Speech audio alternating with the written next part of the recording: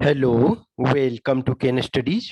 CAPF AC 2020 के interview से related कुछ कैंडिडेट्स का ये क्वेश्चन था कि व्हाट टू प्रिपेयर बिसाइड्स डीएएफ। जो कैंडिडेट जुड़े हुए हो हमसे, या जो आप मॉक इंटरव्यू अटेंड किए हो, या जो करने वाले हो, या बहुत सारे वीडियोस देखे हो, तो उनको बहुत सारे आइडिया हैं। लेकिन फिर भी स्पेसिफिक कुछ चीजें हैं इसमें मैं डिस्कस करना चाहता हूं। मैं हमेशा बोलता हूं, या कोई भी आपको देखो, जो भी आपको गाइड कर रहे हैं, मदद कर रहे हैं, तो वो नॉर्मली बोलेंगे आपको ये 60 से 70% क्वेश्चन डायरेक्टली और इनडायरेक्टली आपके डीएएफ से ही होते हैं। कुछ क्वेश्चन आपको लगेगा कि डायरेक्ट डीएएफ से, कुछ लगेगा कि ये डीएएफ से डायरेक्ट नहीं है, लेकिन इनडायरेक्टली वो डीएएफ से होता है। बिसाइड्स डीएएफ, डीएएफ को आप इग्नोर नहीं कर सकते हो। उसके एक एक लाइन को जितने हो सकते हैं पॉसिबल, उनको तो आपको हर हाल में करना है। लेकिन उसके अलावे एक चीज हमेशा ध्यान रखो कि कोई भी इशू जिससे एज ए पर्सन आप, या आपके स्टेट, एरिया आपका, यानी कि रीजन आपका, कंट्री प्रभावित हो रहे हैं, चाहे वो इकोनॉमिक पॉइंट ऑफ व्यू से हो, सोशल पॉइंट ऑफ व्यू से हो, डिफेंस पॉइंट ऑफ व्यू से हो, मिलिट्री पॉइंट ऑफ व्यू से हो, law and order point of view से हो, ये किसी भी चीज से, साइंस से, टेक्नोलॉजी में कुछ यदि है, तो ये प्रभावित हो रहा है, तो आपको वो चीज जानना चाहिए। मेनली आपका क्या होता है कि बिसाइड्स, यदि हम डीएएफ देखें, तो जो करंट में न्यूज चल रहा है, करंट में न्यूज जो चल रहा है, हर वो माइन्यूट डिटेल हमको नहीं करना है कि किस मिसाइल का परीक्षण किया गया, पाकिस्तान ने किस मिसाइल का परीक्षण किया, या रसिया ने किसका किया, अब उसका आप माइन्यूट डिटेल बताओ। नो, किसी ऐसे चीज का जिसका की इंपॉर्टेंस हो, जिसका सिग्निफिकेंस हो। फॉर एग्जाम्पल, तो इसमें हम कुछ चीजों को बताएंगे कि कुछ टॉपिक्स को आपको प्रिपेयर जैसे करना चाहिए। अब फॉर एग्जाम्पल हम ले S-400 ट्रायम्फ मिसाइल। तो S-400 ट्रायम्फ मिसाइल जो है, मिसाइल या डिफेंस सिस्टम कह सकते हैं, मिसाइल डिफेंस सिस्टम, ठीक है, डिफेंस सिस्टम आपका, ये रसिया से इंडिया खरीद रहा है। और इसको खरीदने का जो प्रोसेस चल रहा है, वो अब शुरू से देखा जाए तो 2016 से चल रहा है, लेकिन 2018 से इसने जोड़ पकड़ा। अब इसको इंडिया ला रहा, और नो डाउट ये मिसाइल में, डिफेंस सिस्टम में, ये इस समय इंडिया का बेस्ट है। और इंडिया प्रोक्योर कर रहा है इसको। कितने नंबर प्रोक्योर आएंगे ये सब, चूंकि अभी क्लासिफाइड डॉक्यूमेंट है, डिक्लासिफाई इसको अभी ऑब्वियसली भारत सरकार ने अभी नहीं बताया है कि हम कितने नंबर में परचेज कर रहे हैं, और ये कहाँ लोकेट होंगे, ये सारी चीजें आपके पास इंफॉर्मेशन नहीं। लेकिन जो है वो चीज, तो पहले ये रसिया से 400 क्यों बोला जाता है, क्योंकि इसका अब मैक्सिमम रेंज जो है अप टू 4 किलोमीटर, 400 किलोमीटर है। तो ये अपने आप में, अब इसमें कॉन्ट्रडिक्शन, ये इसको जानना क्यों जरूरी है कि अमेरिका का एक जान रहे हो कि कैटसा है, तो countering America adversary through trade and sanction act, country America's adversary through trade and sanction act. तो जो अमेरिका ने कहा कि 3 कंट्री के साथ, रसिया, ईरान और नॉर्थ कोरिया, इन 3 कंट्री के साथ यदि आप करते हो ट्रेड, तो आप पर सैंक्शन लगाया जा सकता है। वो सैंक्शन 12 कैटेगरी में लगाया जा सकता है, लेकिन उसमें मेनली 2 कैटेगरी ज्यादा इंपॉर्टेंट है। एक तो आपका फाइनेंशियल ट्रांजैक्शन से रिलेटेड है, और फिर जो आपको आपसे ट्रेड करने का, तो 2 ज्यादा इंपॉर्टेंट है। तो अब अमेरिका ने बोला कि हम इसके बदले में आपको थर्ड सिस्टम दे सकते हैं, THAAD, थर्ड सिस्टम। लेकिन all over the world it is recognise fact कि थर्ड से बेटर सिस्टम है S-400। तो अब S-400 आपका न्यूज में है, तो थोड़ा इसके बारे में जानना चाहिए, ठीक है। अब फॉर एग्जाम्पल, फार्म लॉ जो था, वो आपका लंबे समय से चर्चा में है, पूरा 2020 चर्चा में रहा, सॉरी 2021 पूरा चर्चा में रहा। लेकिन रिसेंटली अभी प्राइम मिनिस्टर ने आपको 2 दिन पहले ये कहा कि हम उसको वापस ले रहे हैं, क्योंकि मैं कुछ लोगों को समझा नहीं पाया, जो भी है हम लोग एज ए सरकार के तौर पे समझा नहीं पाए प्रॉपर तरीका से, तो उसको वापस लेते हैं। और वो भी उस दिन की एक तरह से प्रकाश पर्व जो होता है वो उसके दिन लिया गया, वापस लिया गया। और बहुत सारी चीजें, क्योंकि इनको बोली, अब देखो यहाँ ये आता है कि क्या आज पॉलिसी डिफॉल्ट था या फिर पॉलिटिक्स। तो पॉलिसी और पॉलिटिक्स के बीच में डिबेट, तो इस टाइप के चीजों को आपको थोड़ा सा ये करना है। तो फॉर एग्जांपल यस 400 आपका ये हो गया, ये फार्म लॉ जो आपके थे वो हो गया। न्यू एजुकेशन पॉलिसी हाउएवर 2020 में वो आया, लेकिन इसकी इम्प्लीमेंटेशन तो अभी स्टार्ट होगा ना, इसके इम्प्लीमेंटेशन पे अब वर्क स्टार्ट हुआ है। तो आपको न्यू एजुकेशन पॉलिसी को आपको करना है, क्योंकि एजुकेशन से आप भाग नहीं सकते हो, ये सबको प्रभावित करने वाला है। तो आप न्यू एजुकेशन पॉलिसी प्रिपेयर कर लोगे। इंडिया 75 ईयर्स इंडिपेंडेंस का सेलिब्रेट करने वाला है या कर रहा है प्रोसेस, वो आजादी के अमृत महोत्सव चल रहे हैं। उसमें से आपका क्या है कि 22 में जो है, 22 में 15 अगस्त को इंडिया 75 ईयर्स कंप्लीट कर लेगा। तो आजादी के अमृत महोत्सव सेलिब्रेट किया जा रहा है, तो इसके बारे में थोड़ा सा स्टडी आप करोगे। अब फॉर एग्जाम्पल आपका इंटरव्यू 6 दिसंबर से स्टार्ट हो रहा है।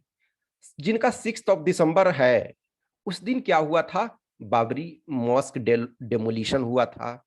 वो आपको ये करना होगा, जिनका खास करके, अब वो सबको नहीं करना है, लेकिन जिस दिन उन फर्स्ट डे जिनका पड़ रहा है तो आप वो कर लोगे। और जो अंबेडकर अपने थे, उनका जो परिनिर्माण, ये इस वजह से कह सकते हैं क्योंकि उन्होंने बुद्धिज्म लास्ट टाइम में एक्सेप्ट कर लिया था, तो उनका परिनिर्माण जो हुआ, उनकी डेथ जो हुई है 6 दिसंबर 1956 को हुआ था।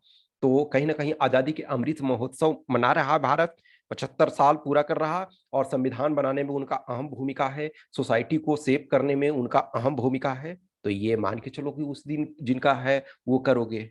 अभी देखोगे ट्राइबल इशू को गवर्नमेंट ऑफ इंडिया, अभी हाल में हमारे प्रधानमंत्री ने कहा कि अब से पहले की गवर्नमेंट ने ट्राइबल्स के लिए कुछ नहीं किया, और हम जो हैं कुछ कर रहे हैं। नेहरू जी ने ट्राइबल का पंचशील पॉलिसी, एक पंचशील तो हमारा ये चाइना के साथ है, लेकिन एक ट्राइबल पंचशील पॉलिसी भी नेहरू जी ने लाया था। तो आप उसके बारे में थोड़ा सा ट्राइबल इशू के बारे में देख लोगे। फॉर एग्जाम्पल फिर अभी जो है कि यदि ये 75 ईयर्स इंडिया पूरा कर रहा है, तो उस 75 ईयर्स में कुछ इंपॉर्टेंट माइलस्टोन्स क्या हम अचीव किए हैं, तो उसमें आपको कोई चीज का, जैसे फॉर एग्जाम्पल इंडिया का उस समय ग्रोथ रेट क्या था, उस समय हमारा पॉपुलेशन क्या था, हमारे बहुत सारे चीजें क्या थी, आज हम कहाँ तक पहुंचे हैं, कुछ डेटा बेसिक्स, तो अब सब चीज तो उसमें ध्यान नहीं रखना है, लेकिन कुछ जो बेसिक है कंपैरिजन आपको ये करना है। फिर यदि आप देखो 16 दिसंबर आपका उसी बीच में इंटरव्यू है, वो दिसंबर महीने में चल रहा। तो 16 दिसंबर 2021 को बांग्लादेश को आजाद बांग्लादेश हुए पूरे 50 साल पूरे होंगे, तो उसका भी देखो ये सेलिब्रेशन चल रहा है। तो पूरे 50 ईयर्स उसके कंप्लीट हो रहे हैं, तो इसके बारे में आपको जानना चाहिए। फिर चाइना, चाइना के साथ तो लंबा समय से इशू चल रहा है, लेकिन अभी जो देखोगे जो एक चल रहा है रिजोल्यूशन, चाइनीज प्रेसिडेंट में जो चाइना के जो हेड ऑफ स्टेट है, उसमें से जो तीन जो है बहुत फेमस अभी तक माने जा रहे हैं। तो चाइनीज कम्युनिस्ट पार्टी के जो लीडर होते हैं, उन्होंने हिस्टोरिकल रिजोल्यूशन जो पेश करने में, तो पहला हिस्टोरिकल रिजोल्यूशन जो है माओ जेडोंग ने पेश किया था शायद 1945 में। दूसरा जो है डेंग जियाओपिंग ने किया था 1981 में, ठीक है 1981 में। तीसरा जो है सी जिनपिंग जो है, या जी जिनपिंग, जो भी आप ये कहोगे, सी जिनपिंग या जी जिनपिंग, तो ये प्रेजेंट कर रहे हैं 22 में। तो इसका मतलब है कि जो हमारे अभी जो चाइना के जो अभी वर्तमान प्रेसिडेंट हैं, उनको माओ जेडोंग के बराबर ला करके खड़ा कर दिया गया है। तो थोड़ा सा इसके बारे में आप कर लोगे। और जो चाइना का प्रॉब्लम चल रहा है, फॉर एग्जांपल ये जो अरुणाचल प्रदेश में है, मान के चलो कि एक विलेज, वो 1959 से ही अभी गवर्नमेंट ऑफ इंडिया ने एक्सेप्ट किया कि हाँ वो जो विलेज है वो हमारे एरिया में ही है, तो उस चीज को किया है। तो इंडिया चाइना के संबंध में स्पेसिफिकली ये मैं जो हिस्टोरिक चाइनीज रिजोल्यूशन है उसको ये कर लोगे। फिर इंडिया चाइना के संबंध में यदि देखोगे कि हम कौन कौन सा इंपॉर्टेंट सेक्टर है जिसमें हम चाइना के बिना अपना मैन्युफैक्चरिंग नहीं कर सकते हैं, तो उसमें जैसे फॉर एग्जांपल फार्मास्यूटिकल है, तो जो एपीआई जो है, एक्टिव फार्मास्यूटिकल इंग्रेडिएंट्स, उसको चाइना देता है। रेयर अर्थ मेटल है, फिर मान के चलो कि बहुत सारे इक्विपमेंट्स हैं, इलेक्ट्रॉनिक इक्विपमेंट्स हैं, इलेक्ट्रिकल इक्विपमेंट्स हैं, मोबाइल इक्विपमेंट्स हैं। तो उसमें आपको देखना होगा कि किस किस क्षेत्र में हम ज्यादा ट्रेड कर रहे हैं और कौन ऐसा क्षेत्र है जिससे हम सेल्फ सफिशियंसी प्राप्त कर सकते हैं और नियर फ्यूचर में, और किसमें हम सेल्फ सफिशियंसी नियर फ्यूचर में अभी प्राप्त नहीं कर सकते हैं। ये इंडिया नेपाल रिलेशन आपका चलते रह रहा है, तो उसको थोड़ा सा बहुत ज्यादा इस समय डिटेल में नहीं जाना है, लेकिन लास्ट टाइम के लिए इंटरव्यू वाले के लिए ये ज्यादा इंपॉर्टेंट था। लेकिन इस समय थोड़ा सा ठंडा पड़ा हुआ है, चाइना आपका बहुत इशू है। फिर पाकिस्तान, ये जब 1971 का वॉर जब हम कहते हैं, तो बांग्लादेश जब आजाद हुआ तो उससे पाकिस्तान हमारा जुड़ा हुआ है, तो 50 ईयर्स उसके हो रहे हैं। तो ये आपको पाकिस्तान हमेशा ये रहता ही है। फिर क्वाड, क्वाड आपके दो क्वाड हैं। एक क्वाड पहले से आप जान रहे थे कि जिसमें इंडिया, ऑस्ट्रेलिया, यूएसए और जापान, ये पहला क्वाड। दूसरा क्वाड मिडिल ईस्ट वाला जो है, इंडिया, इजराइल, यूएई और यूएसए, यानी कि इंडिया और यूएसए दोनों में है, और इजराइल और यूएई इसमें आपके जापान और ऑस्ट्रेलिया के जगह लिया। तो ये दोनों क्वाड के बारे में थोड़ा सा आपको जानकारी रखनी है। अफगानिस्तान में जो कुछ हो रहा है, आप इसके लेटेस्ट डेवलपमेंट को ट्रैक करें। ऐसा नहीं है कि आप सॉल्यूशन वहां बता देंगे, लेकिन अफगानिस्तान में जो कुछ हो रहा है वो पॉसिबल हो तो आपको उसको थोड़ा सा करें, ठीक है, कि इंडिया का किस ढंग से है वहां चीजें। फिर एक आता है आपको एलओसी और एलएसी। एलओसी और एलएसी, ये इसके बारे में आपको डिफरेंस जानना चाहिए। एलओसी, एलएसी और आईबी, इंटरनेशनल बॉर्डर, ये तीन के बारे में कंसेप्ट आपको जानना चाहिए। फिर आपको ये जानना चाहिए कि सीएपीएफ क्या है और पैरामिलिट्री क्या है, ये डिफरेंस आपको पता होना चाहिए। फिर अभी देखो जो पैरामिलिट्री में है कि अभी जो असम राइफल है, तो उसके एक कर्नल जो थे, उनका अभी वो ये एम्बुश लगा करके ये मणिपुर में मार दिया गया, यानी एम्बुश लगा गया। तो वो आपका जो नॉर्थ ईस्ट इंसर्जेंसी है, ये आपके लिए फिर से, क्योंकि 2015 के बाद एक तरह से ये बहुत बड़ा एम्बुश था जिसमें बहुत कायराना हरकत उन्होंने किया कि कर्नल साहब थे, उनकी वाइफ, उनका 8 इयर्स का बच्चा और प्लस 4 और पीपल जो थे वो आसाम राइफल के। तो ये देखोगे एम्बुश क्या होता है, काउंटर एम्बुश क्या है, नॉर्थ ईस्ट का इशू ऑलरेडी हमेशा रहता ही है। फिर आपका थोड़ा सा वेपन में आपको डिटेल नहीं जानना है, लेकिन फॉर एग्जांपल इंसास क्या है, इंसास क्या है, AK-47, और इंडिया के कुछ जो, चूंकि इस वजह से भी ना कि इंडिया डिफेंस कॉरिडोर वगैरह में दो डिफेंस कॉरिडोर पर वर्क कर रहा है। उसके बाद इंडिया जो है डिफेंस में सेल्फ सफिशियंसी प्रोवाइड ये प्राप्त करने का, अचीव करने का कोशिश कर रहा है, लेकिन ये लॉन्ग जर्नी है। अभी अप्रोक्स 200 के आसपास हमने डिफेंस इक्विपमेंट्स को ये कर लिया है कि इसका आप इंपोर्ट नहीं कर सकते हो, यानी कि डोमेस्टिक कंटेंट को ही यूज करना है। तो ये सारे देखोगे, डिफेंस कॉरिडोर देख लोगे, वेपन वगैरह जो हम मेजर यूज कर रहे हैं, तो थोड़ा बहुत बेसिक आपके पास आइडिया होता क्या है ना, कि यदि आपसे पूछा गया बेसिक्स और आपने उसके बारे में थोड़ा सा बता दिया कि यस बुलेट साइज क्या होता है, इसका रेंज क्या है, ये सारे, तो वो आपको पॉजिटिव देता है। ये हुआ।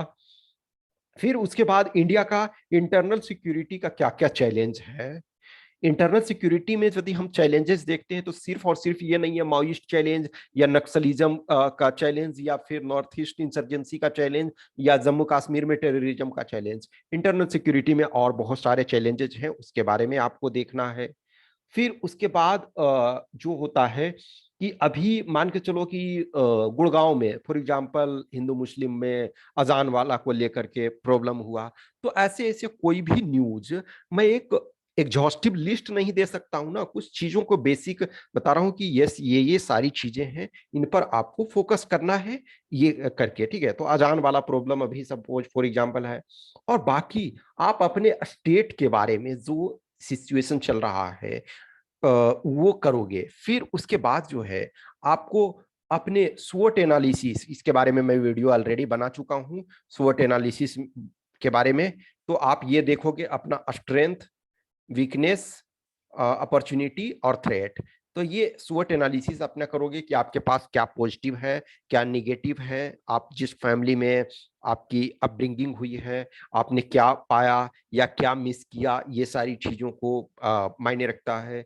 फिर उसके बाद कोविड-19 जो है, कोविड-19 एज ए होल किस ढंग से आपको प्रभावित किया, आपके नियर एंड डियर को प्रभावित किया, या फिर वो किस ढंग से आपके डिस्ट्रिक्ट, आपके लोकेलिटी, आपके यदि जिस एरिया से बिलोंग करते हो, आइदर रूरल एरिया या अर्बन एरिया, तो उससे डिस्ट्रिक्ट यदि कुछ अच्छा हुआ है तो उस अच्छे के बारे में, कुछ बुरा हुआ है तो उसके बारे में। फिर आपका स्टेट किस ढंग से परफॉर्म किया, उसमें से जो जो एक तरह से मार्जिनल पीपल थे, यानी कि जो द रिसीविंग एंड पे, सोसाइटी के रिसीविंग एंड पे जो poor people, down trodden people थे, वो किस ढंग से स्ट्रगल किए और इंडिया किस ढंग से वो प्रॉब्लम फेस कर रहा। फिर वैक्सीनेशन, जो हमारा वैक्सीनेशन का क्या कंडीशन चल रहा है, ठीक है। फिर उसके बाद एक आपका इंपॉर्टेंट होता है एसआरटी, सिचुएशन, ये एसआरटी सिचुएशन रिस्पॉन्स, ठीक है ना। तो टेस्ट, सिचुएशन रिस्पॉन्स टेस्ट में कुछ इंपॉर्टेंट जो चीज है आपको ध्यान रखना है कि कोई भी सिचुएशन दिया हुआ है तो उसमें से दो चीज को आपको ध्यान रखना है। एक तो डिसिप्लिन वाला फैक्टर, डिसिप्लिन का फैक्टर, और डिसिप्लिन का फैक्टर में सेल्फ डिसिप्लिन आपका इंपॉर्टेंट होता है। फिर दूसरा क्या होता है इसमें, एसओपी, स्टैंडर्ड ऑपरेटिंग प्रोसीजर। तीसरा इसमें क्या होता है कि यदि if any law is involved, any law यदि उसमें इन्वॉल्व है, और फिर जो आपका यदि देखते हो कोलेटरल डैमेज, तो इसमें discipline, particularly self discipline, SOP, actual में ये दोनों सबसे इंपॉर्टेंट है। फिर उसके बाद यदि कोई लॉ इन्वॉल्व है उसमें, वो देखना होता है। कोई कोलेटरल डैमेज है तो हमें इसको मिनिमाइज करना पड़ता है। डिसिप्लिन आपको मेंटेन रखना है, सेल्फ डिसिप्लिन सबसे पहले आता है। उसके बाद स्टैंडर्ड ऑपरेटिंग प्रोसीजर को हमेशा ध्यान रखना है, और कोई भी लॉ इन्वॉल्व है उसको हमको कंसीडर करना है, और कोलेटरल डैमेज को मिनिमाइज करना है कि जो प्रिसाइज ऑपरेशन जो भी होना चाहिए यदि कोलेटरल डैमेज है। चेन ऑफ कमांड एक है, एक आपको चेन ऑफ कमांड को ध्यान रखना है, ठीक है। तो ये कुछ चीजें हैं इसमें आपको ध्यान में रखना है। फिर आपके पास आता है बेसिक इकोनॉमिक्स के कुछ टर्म्स, कि सपोज जीडीपी क्या है, जीएनपी क्या है, हमारा जो इंडिया है इंफ्रास्ट्रक्चर में किस ढंग से वर्क कर रहा है, क्योंकि इंफ्रास्ट्रक्चर इस समय जो है एक इंपॉर्टेंट एस्पेक्ट है। हाउएवर देखा जाए इंफ्रास्ट्रक्चर पर प्रॉपर थ्रस्ट जो है आजाद भारत में देखा जाए तो हैवी इंडस्ट्रियलाइजेशन को हमने सेकेंड 5 ईयर प्लान में प्रमोट किया था। तो एक तरह से वो अपने आप में इंफ्रास्ट्रक्चर था, लेकिन वो इंफ्रास्ट्रक्चर डिफरेंट टाइप का था। आज का जो इंफ्रास्ट्रक्चर हम ये कर रहे हैं, रोडवेज यानी ट्रांसपोर्टेशन फैसिलिटी पे हम ध्यान दे रहे हैं सबसे ज्यादा। तो यदि हम रोड इंफ्रास्ट्रक्चर वगैरह देखें तो अटल बिहारी वाजपेयी ने एक बहुत बड़ा काम किया, उसमें एक तरह से शुरुआत किया। और इस समय वर्तमान गवर्नमेंट जो है, खास करके जो इनके मिनिस्टर हैं, हाईवे मिनिस्टर जो नितिन जयराम गडकरी, तो वो एक तरह से उनका कभी देखना, one of the interesting person, और बहुत सारी चीजें एकदम टू फ्रैंक बोलते हैं। तो कभी उनका थोड़ा सा चीजों को ये देख लोगे तो इंफ्रास्ट्रक्चर में हम क्या कर रहे हैं, कहाँ हम लैग कर रहे हैं, ये सारी चीजें, कोविड-19 में हम क्या स्थिति हमारी हुई, तो बेसिक जो टर्म्स होता है, रिसेशन क्या है आपका, स्लो डाउन क्या है, इन्फ्लेशन क्या है, किस ढंग से हम अर्थव्यवस्था को ठीक ठाक करेंगे, तो जनरल अंडरस्टैंडिंग होनी चाहिए। अब इसमें कुछ लोग होते हैं जिनका इकोनॉमी बहुत पुअर है, तो ठीक है, इट्स ओके, आप नहीं जानते हो तो ऐसा नहीं है ना, लेकिन आपको कोशिश करना चाहिए।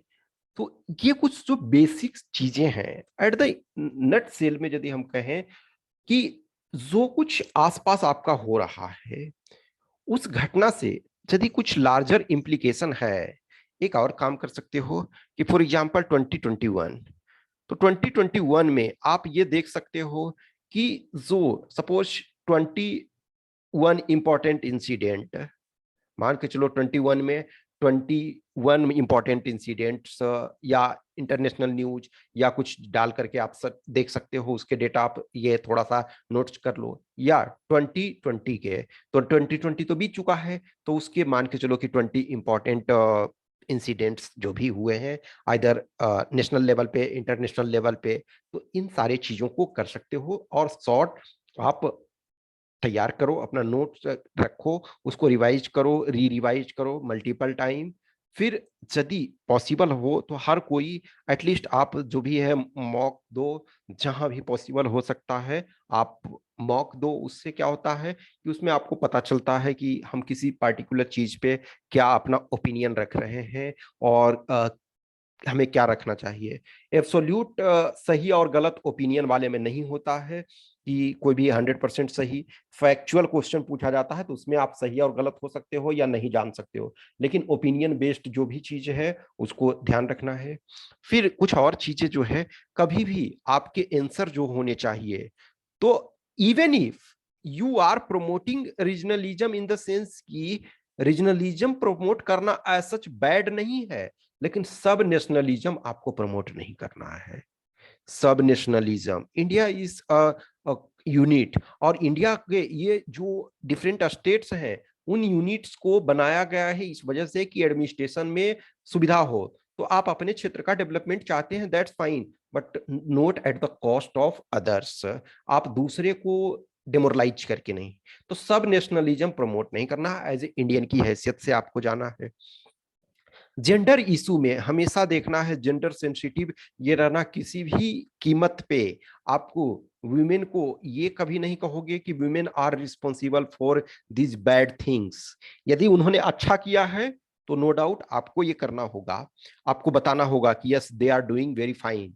लेकिन यदि कुछ निगेटिव आपके मन में आता है, तब भी आपको जेंडर इशू को ये नहीं करना है कि विमेन के अगेंस्ट नहीं, आपको कुछ ऐसी चीजों को करना है।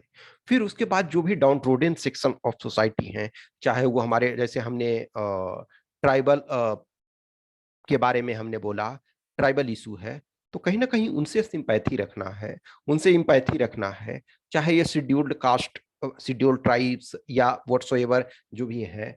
तो जो सेक्शन ऑफ सोसाइटी जिन्होंने परेशानियां झेली है, या तो आज या इतिहास में, तो उनके प्रति सहानुभूति रखना है।